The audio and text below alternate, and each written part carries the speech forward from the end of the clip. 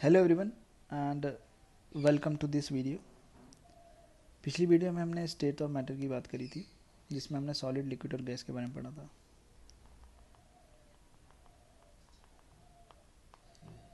इस वीडियो में हम सबसे पहले कुछ क्वेश्चन देखेंगे जो कि उन्हीं से रिलेटेड है, मतलब पिछले टॉपिक से।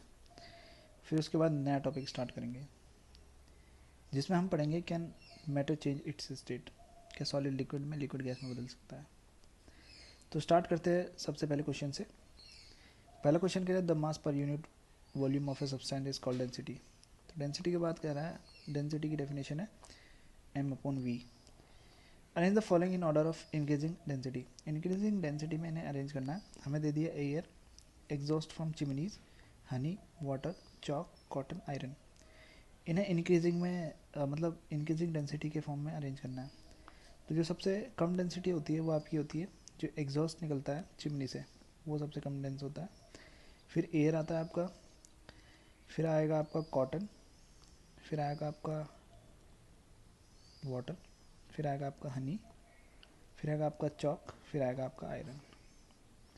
तो ऐसे करके आप इन्हें अरेंज कर सकते हो।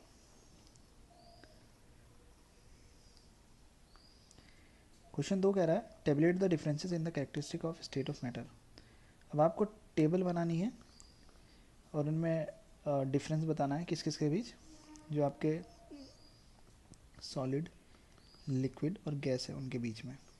तो कुछ नहीं करना, आपको एक एक टॉपिक ले लेना, जैसे वॉल्यूम ले लेना, शेप ले लेना, ठीक है, कंप्रेसिबिलिटी ले लेना, रिजिडिटी ले लेना, ठीक है, और इफेक्ट तो मत लेना, काइनेटिक एनर्जी वगैरह ले लेना।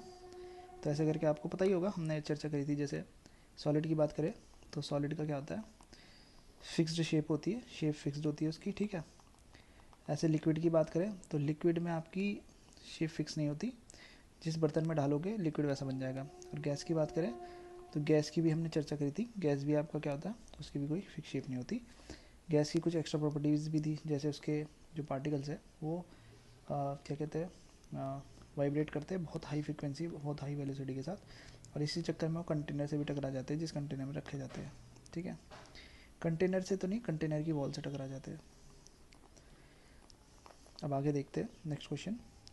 इसी का पार्ट भी कह रहा है आपको कमेंट अपन द फॉलोइंग, इनके ऊपर कमेंट करना है। Rigidity, compressibility, fluidity, filling a gas container, shape, kinetic energy, density. आपको इनके ऊपर कमेंट करना है, ठीक है। तो अगर हम सबसे पहले बात करें, रिजिडिटी आता है। रिजिडिटी का मतलब होता है सॉलिडनेस, कितना सॉलिड है वो, ठीक है, उसे बोलते हैं रिजिडिटी। तो सॉलिड की ज़्यादा होगी, फिर उसके बाद लिक्विड आएगा, फिर आपका गैस आएगा। कंप्रेसिबिलिटी की बात करें तो आपको कमेंट करना है इनके ऊपर, आपको कंपेयर नहीं करना, कमेंट करना है। कंप्रेसिबिलिटी का मतलब किसी को कितना कंप्रेस किया जा सकता है, मतलब किसी स्टेट ऑफ मैटर को कितना कंप्रेस किया जा सकता है। तो सॉलिड की कंप्रेसिबिलिटी क्या होती है, कम होती है। गैस की, लिक्विड की उससे कम। गैस की क्या होती है, सबसे ज़्यादा कंप्रेसिबिलिटी होती है, ठीक है। ऐसे फ्लूइडिटी की बात करें, फ्लूइडिटी फ्लो से डिफाइन होता है, ठीक है। लिक्विड का फ्लो होता है, उससे डिफाइन होती है क्या आपकी fluidity. Filling a gas container, gas container को जब आप भरते हो तो गैस की हमें प्रॉपर्टीज़ पता है कि क्या क्या होता है उसमें, ठीक है। आप अपनी ओर से कमेंट कर सकते हो उस पर। शेप पे भी कमेंट कर सकते हो आप, ठीक है, सॉलिड, लिक्विड, गैस के टर्मिनोलॉजी में। काइनेटिक एनर्जी की बात करें तो काइनेटिक एनर्जी क्या होती है, जो पार्टिकल होते हैं मैटर के, उनके पास कुछ मूविंग करने के लिए एनर्जी होती है, उसे काइनेटिक एनर्जी कहते हैं। और काइनेटिक एनर्जी का फॉर्मूला होता है ½ mv², पर वो फिजिक्स में काम आता है, यहाँ पर इतना काम नहीं आएगा। ये है तो ये भी फिजिक्स ही, लेकिन इस चैप्टर में इतना काम नहीं आएगा ये फॉर्मूला। फिर डेंसिटी, डेंसिटी अभी हमने देखा mass equal to D equal to m/μ, mass upon volume. तो यही कुछ था जो हमें जानना था, ठीक है। अब इसके बाद हम आगे देखने वाले हैं अगला क्वेश्चन। अगले क्वेश्चन की बात करें, अगला क्वेश्चन कह रहा है give a reason. Give reason, हमें रीज़न देना है, ठीक है। तो a gas fills completely the vessel in which it kept. Gas उस वेसल को, उस बर्तन को कम्प्लीटली फिल कर देती है जिसमें रखी जाती है। तो मान लो ये वेसल है आपका, इसमें आपने गैस रखी, तो गैस के पार्टिकल इसे कम्प्लीटली फिल कर देते हैं। उसका रीज़न है, देखो गैस सबसे पहले गैस के जो पार्टिकल है वो हाई वेलोसिटी के साथ वाइब्रेट करते हैं, तो क्या करते हैं वो आपस में भी टकराते हैं और कंटेनर की उस पर भी पहुंच जाते हैं, सरफेस पर। तो इसलिए पूरा फिल कर देते हैं, ठीक है। इनके बीच, इनके पार्टिकल्स के बीच जो फोर्स ऑफ अट्रैक्शन है वो काफ़ी कम होता है, ठीक है। A gas exert pressure on the wall of container, तो वॉल ऑफ कंटेनर के लिए आप उसका ले सकते हो वेलोसिटी का एग्जांपल, वाइब्रेटिंग वेलोसिटी, ठीक है। वेलोसिटी के बारे में बता सकते हो कि जो इसके पार्टिकल्स की वेलोसिटी वो हाई होती है। और फोर्स ऑफ अट्रैक्शन के लिए आप कंप्लीटली फील की बात कर सकते हो। A wooden table should be called solid, एक जो वुडन टेबल है, लकड़ी के जो टेबल है, उसे सॉलिड कहा जाना चाहिए। देखो सॉलिड की प्रॉपर्टी लागू होती है इस पर, सबसे पहले उसका फिक्स शेप होता है, उसकी फिक्स्ड वॉल्यूम होती है, इसलिए उसे हम सॉलिड कहते हैं, ठीक है। तो इसलिए उसे हम क्या कहते हैं, सॉलिड। तो आप ये प्रॉपर्टी बता सकते हो कि इसलिए उसे सॉलिड कहा जाता है, ठीक है। नेक्स्ट क्या रखा है, we can easily move our hand in the air but do not same through the solid wood block, we need a do the same through a solid block of wood, we need a karate expert, हमें karate expert की जरूरत पड़ती है एक लकड़ी के फट्टे को तोड़ने के लिए, बल्कि हम हाथ को, हवा को ऐसे ही मतलब हाथों से काट देते हो, मतलब हाथ आराम से घुमा देते। तो उसका रीज़न सिंपल है, फोर्स ऑफ अट्रैक्शन, जो पार्टिकल है उनके बीच फोर्स ऑफ अट्रैक्शन कम है और एक दूसरे से दूर दूर है, फोर्स ऑफ अट्रैक्शन कम होने के कारण तो आप आसानी से हाथ घुमा देते हो। और वहीं हम सॉलिड की बात करें तो फोर्स ऑफ अट्रैक्शन आपका हाई है, जिसकी वजह से उनके पार्टिकल्स एक दूसरे से बॉन्ड बना के रहते हैं। तब आपको तोड़ना होता है तो आपको कराटे एक्सपर्ट की ज़रूरत पड़ती है जो बिल्कुल तरीके से उसे तोड़ पाए। अगला है, liquid generally have lower density as compare to solid but you must have observe that ice floats on water. अभी कह रहा है जो लिक्विड है, लिक्विड की जो डेंसिटी होती है वो आपकी कम होती है सॉलिड से, ये हमें पता है। डेंसिटी क्या होता है, मास अपॉन वॉल्यूम, सॉलिड का मास ज़्यादा होता है इसलिए उनकी डेंसिटी ज़्यादा होती है। लिक्विड के केस में क्या हो जाता है, मास अपॉन वॉल्यूम का मतलब थोड़ा कम हो जाता है सॉलिड से, तो इसलिए सॉलिड की डेंसिटी हाई होती है। पर बात करी जाए, आइस आपका वाटर के ऊपर फ्लोट करता है, क्यों करता है, देखो आइस आपका कुछ ऐसे क्यूब के फॉर्म में मान लो, आइस क्यूब मान लो ये, तो ये वाटर के ऊपर फ्लो कर रहा है क्यूब, लेकिन आइस तो सॉलिड है, उसका रीज़न बताना है। देखो जब आइस बनता है तो आइस के बीच में गैप बहुत ज़्यादा रह जाता है, ठीक है। आइस ई लगा दिया मैंने, ठीक है, ई नहीं होगा इधर, ई हटा देता हूँ। तो गैप बहुत ज़्यादा हो जाता है जब आइस फॉर्म होता है, तो उसकी जो क्रिस्टल स्ट्रक्चर होती है उसके बीच में गैप बहुत ज़्यादा हो जाता है, जिस वजह से क्या होता है, उसकी डेंसिटी कम हो जाती है, और डेंसिटी कम होने के कारण वो हल्का हो जाता है, हल्का होने के कारण वो वाटर के ऊपर तैर जाता है, ठीक है।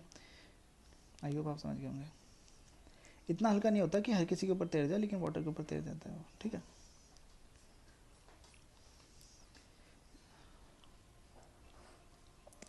ये अमूमन आप वहाँ देखोगे जहाँ पे जैसे कोई पोलर रीजन नहीं होता, पोलर रीजन में क्या होता है कि जैसे आपकी रिवर है, ठीक है, रिवर के ऊपर आइस जमा हो जाती है, लेकिन रिवर के नीचे पानी क्या होता है, ठंडा नहीं होता। उसका रीज़न कुछ और भी हो सकता है, ठीक है, आप ये वाला रीज़न मान सकते हो जो मैंने आपको बताया। उसमें और अदर फैक्टर भी काम कर जाते हैं, ठीक है, कि जैसे जो आपकी कोल्ड विंड है उसके संपर्क में आपका सबसे ऊपर की सतह आती है, ठीक है, पहले आती है, इसलिए वो जल्दी ठंडा हो जाता है। अब आते हैं मेन टॉपिक पे, can matter change it's state, क्या मैटर अपनी स्टेट को चेंज कर सकता है। तो हम वाटर का ही एग्जांपल लेंगे, क्योंकि वाटर हम तीन स्टेट में पाते हैं। सबसे पहला हो गया हमारा सॉलिड, जिसमें हमें आइस मिलता है, लिक्विड में हमें वाटर हो गया, गैस की बात करें तो वाटर वेपर होता है, ठीक है। अब हम इनकी स्टेट को चेंज करेंगे, ठीक है, एक एक करके।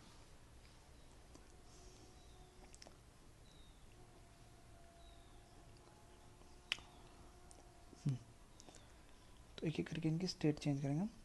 तो कुछ नहीं करना, effect of change of temperature, सबसे पहले हम चर्चा करेंगे effect of change of temperature की, ठीक है। हम क्या करने वाले हैं, टेम्परेचर को चेंज करने वाले हैं। तो ये आपका एक्टिविटी है, पहले सब रफ कर देता हूँ मैं इधर से, पिक्सल को बढ़ा देते हैं, ठीक है। तो यहाँ पर आप एक्टिविटी देख सकते हो इस तरफ, ये आपकी क्या एक्टिविटी दे रखी है, ठीक है। इसमें क्या किया गया, आपका एक बीकर लिया गया, बीकर में आइस क्यूब डाला गया, तो आइस क्या है आपका, आइस क्यूब क्या है आपका, सॉलिड, ठीक है। अब हमने क्या करा, नीचे से बर्नर लगाया, ठीक है, तो उसके बाद क्या हो गया, वो लिक्विड बन गया, सॉलिड से लिक्विड, तो ये हो गया लिक्विड आपका।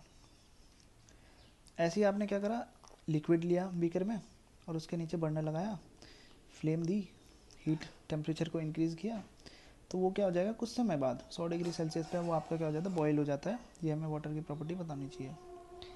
100 डिग्री सेल्सियस पे क्या हो जाएगा, बॉयल हो जाएगा, ठीक है। तो यही बात लिखी हुई है इसमें, ठीक है।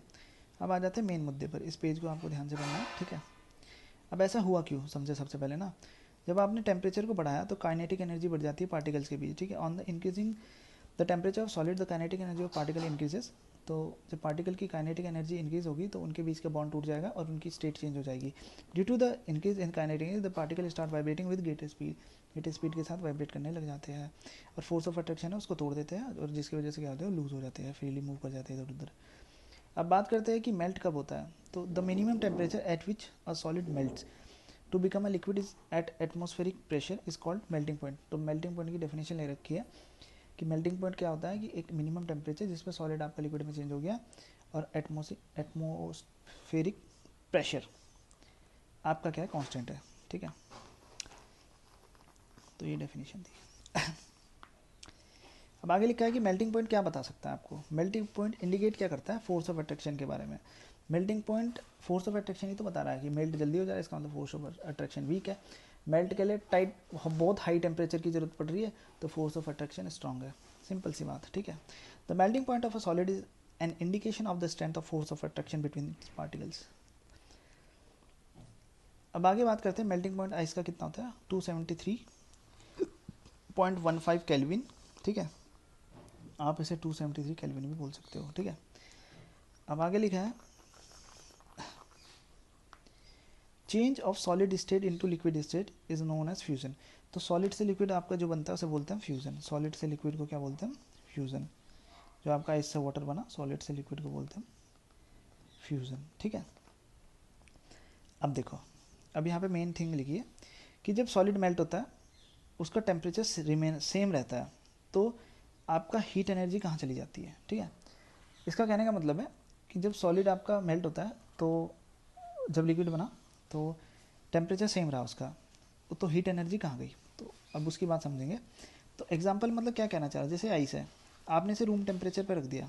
ठीक है, तो क्या होता है, आइस मेल्ट हो जाता है आपका, आइस मेल्ट हो जाता है ना. ठीक है, लेकिन जो आइस की ठंडक है वही आपको उस पानी में ठंडक मिलती है. ठीक है, सेम ठंडा होता है, जितना आइस ठंडा होता है, जितना आइस ठंडा होता है उतना ही आपका पानी भी क्या होता है, ठंडा होता है. तो रीज़न पूछ रहा है कि ऐसा क्यों हो रहा है ऐसा. तो उसमें मतलब बल्कि उसका टेम्परेचर कम हो जाना चाहिए ना. जब मेल्ट हो गया, मेल्ट किस पे होता है, मेल्टिंग पॉइंट पे. मेल्टिंग पॉइंट पे मेल्ट हो गया तो उसका जब मेल्ट हो गया, देखो आइस मतलब कुछ ना कुछ टेम्परेचर है वहाँ पर, तो वाटर का टेम्परेचर क्यों नहीं बढ़ा, वो टेम्परेचर गया कहाँ, तो वो टेम्परेचर कहीं नहीं जाता, वो छुप जाता है. वो उसे बोलते हैं हम लेटेंट हीट ऑफ, उसे लेटेंट हीट बोलते हैं हम उसे. ठीक है, लेटेंट को बोलते हैं गुप्त ऊष्मा, हिंदी में बोलते हैं गुप्त ऊष्मा, मतलब छुपी हुई है. ठीक है, तो सबसे पहले इसकी डेफिनेशन पढ़ते हैं. The amount of heat energy that is required to change 1 kg of solid into liquid at atmospheric pressure at its melting point is known as the latent heat of fusion. तो latent heat of fusion क्या है, 1 kilogram आपके पास solid है, आपने उसे liquid में change किया, atmospheric pressure आपका कांस्टेंट है, आपने जो हीट दी है उसे ही बोलते हैं हम लेटेंट हीट. क्योंकि वो हीट क्या होने वाली है, छुपने वाली है, गुप्त होने वाली है, उस हीट का कोई इफेक्ट नहीं दिखने वाला है, लेकिन स्टेट चेंज हो गई है. स्टेट चेंज हो गई है, सॉलिड से क्या बन गया आपका, लिक्विड बन गया है. ठीक है, स्टेट चेंज हो गई है, सॉलिड से लिक्विड बन गया, लेकिन वो हीट क्या है, हीट ने अपना इफेक्ट नहीं छोड़ा, हीट क्या हो गई, लेटेंट हो गई, छुप गई है वो.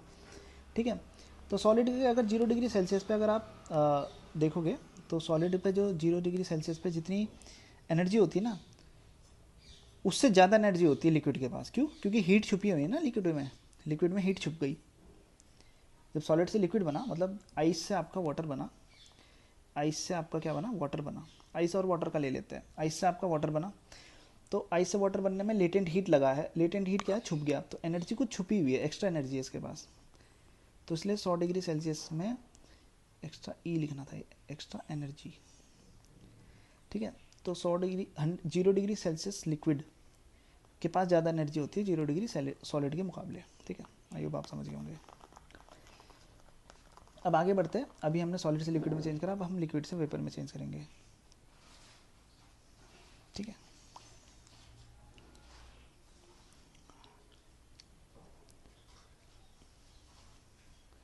तो आते हैं अब इधर. ठीक है, सबसे पहले अब हमें अगर चेंज करना है तो हमें बॉइलिंग पॉइंट वाले कॉन्सेप्ट की ज़रूरत पड़ेगी. तो बॉइलिंग क्या होता है, बल्क फिनोमिना होता है. ठीक है, तो जो आपका बॉइलिंग होता है वो आपका बल्क फिनोमिना होता है. ठीक है, बल्क में होता है सारा फिनोमिना, उसे बॉइलिंग बोलते हैं. ठीक है, अब देखो बॉइलिंग किस टेम्परेचर पे होता है, 100 डिग्री सेल्सियस पे आपका कुछ भी चीज़ बॉयल हो जाती है. जी 100 डिग्री सेल्सियस पे आपका कुछ भी चीज़ नहीं, सॉरी, वाटर बॉयल होता है. अभी हम वाटर का कॉन्सेप्ट ले रहे हैं, वाटर के 3 स्टेट देखे, आइस, सिंपल वाटर और वाटर वेपर.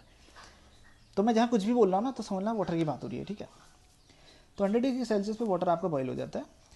तो बॉईल होने से क्या हो जाएगा, वेपर में बदलेगा, तो वेपर के पास भी कुछ हीट एक्स्ट्रा चली जाएगी, ठीक है। इसका मतलब कुछ हीट छुपी रहेगी वेपर के पास भी, तो लेटेंट हीट ऑफ वेपराइजेशन बोलते हैं उसे, ठीक है। मतलब 1 kg आपका क्या है, 1 kg आपका लिक्विड है और एटमॉस्फेरिक प्रेशर आपका क्या है, कांस्टेंट है। कांस्टेंट है जो आपका नॉर्मली एटमॉस्फेरिक प्रेशर होता है उसी की बात हो रही है, वो नॉर्मल है, ठीक है। और जो एनर्जी चाहिए होती है जिससे आपका क्या हो जाए, लिक्विड आपका गैस में बदल जाए, तो उसे क्या बोलते हैं हम, लेटेंट हीट ऑफ वेपराइजेशन। तो अगर हम 100 डिग्री सेल्सियस पे वाटर ले और 100 डिग्री सेल्सियस पे आपका क्या ले, स्टीम ले, तो स्टीम के पास ज़्यादा एनर्जी होगी और वाटर के पास क्या होगी, कम एनर्जी होगी। स्टीम के पास क्या होगी, ज़्यादा एनर्जी होगी। ज़्यादा एनर्जी होने का रीज़न क्या है, क्योंकि वाटर से जब स्टीम में बदला है तो कुछ लेटेंट हीट भी एब्जॉर्ब करी है, मतलब वेपराइजेशन की लेटेंट हीट है उसे एब्जॉर्ब किया है, तो एनर्जी ऑब्वियसली क्या होगी, ज़्यादा होगी। तो बस यही था आज के में, ठीक है। लास्ट में हम देखेंगे सॉलिड स्टेट हीट करा तो लिक्विड स्टेट, हीट करा तो गैसियस स्टेट, गैसियस स्टेट को कूल किया तो लिक्विड स्टेट और उसको कूल किया तो सॉलिड स्टेट। आज की वीडियो के लिए इतना ही, ठीक है, बस इतना ही जानना था, ठीक है। आशा करता हूँ आपको वीडियो अच्छी लगी होगी। कहाँ गए, दोबारा खोलते। तो हमने क्या पढ़ा, हमने कुछ नहीं पढ़ा, हमने बस चेंजिंग देखी है स्टेट ऑफ मैटर की, सॉलिड से लिक्विड, लिक्विड से gas. I hope you like this video, you get some insight about the topic.